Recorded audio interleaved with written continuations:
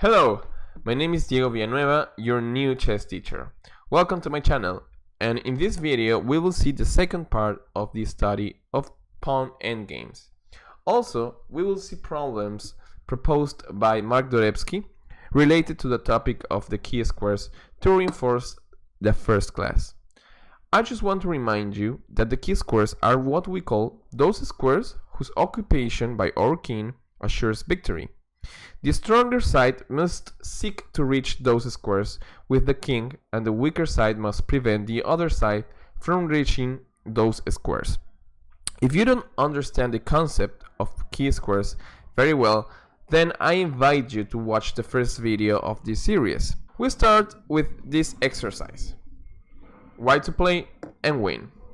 Pause the video, take about 5 to 10 minutes to solve it, and when you feel ready, play the video to listen my explanation.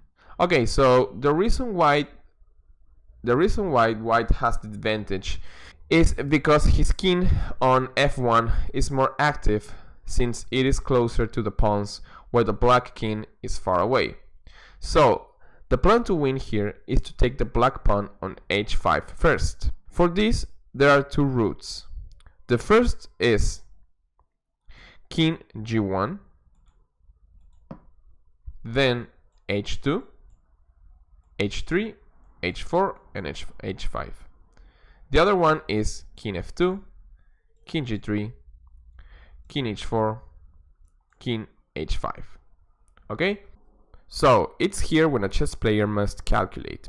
In your calculation, it is very important to consider the best moves of the rival. The best moves of the opponent are always those that will give us the most resistance in the game. Taking this into account, king g1 move is not a good choice since king d7, and the black king defends his pawn successfully. For example, if king g1, then king d7, h2, king e7, king f6, king h4, king g6, and this is a draw position. So that only leaves us with the king f2 variant. In this case, if black plays king d7, then it doesn't arrive on time now. For example, king f2, king d7, king g3, king x6, king h4, king f5, and king h5. And then we are able to reach our king squares, okay? h4, g4, or f4. For that reason, after king f2, the move that gives us the most resistance is h4. Now, h4. And now you have to play king g1, because the natural move king f3 is refuted by h3. And if the pawn is captured, the black king reaches h8 and is draw, because king d8, king e8, king f8, king g8, and we reach a draw position, right? I maintain my king on h8 or g8, and this is a draw position. We reach a stalemate. So, as I said before, after h4, white must play king g1. But now, after king g1, h3 is not useful, because now I play g3. Since g3, my key squares are those of the 5th rank, closer to the white king. f5, g5, h5. Okay? And now if king d7, king h2, king e6, king h3, well, king takes on h3, king f5, king h4, king g6, king g4, king f6, and king h5, and I reach a key square. No, and this is a winning position.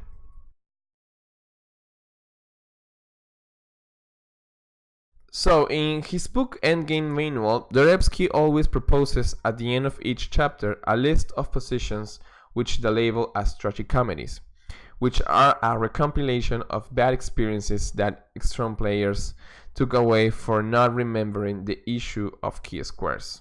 in this example. Let's see these tragic comedies. Position number 1. So this happened in an Olympiad.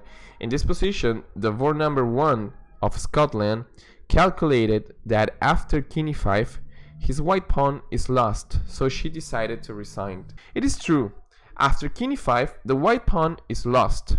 For example, king e5, king c4, king e4, king c3, and now after black capture on d5, you can play king d3, and actually this position is a draw.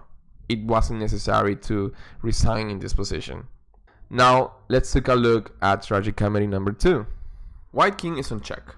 The player with white pieces is the legendary Rudolf Spielmann. What will you play in this position?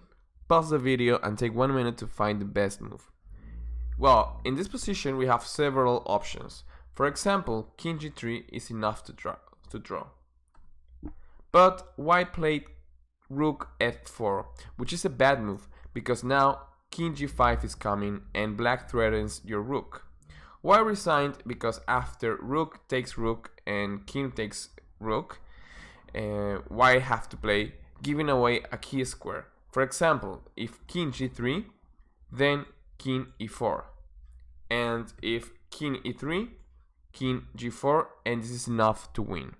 Well, it has been a pleasure to have you here. I hope you have been able to understand the issue of key squares. This has been all for today. In the next class, we will talk about corresponding squares. Your great chess teacher has spoken to you. Don't forget to subscribe.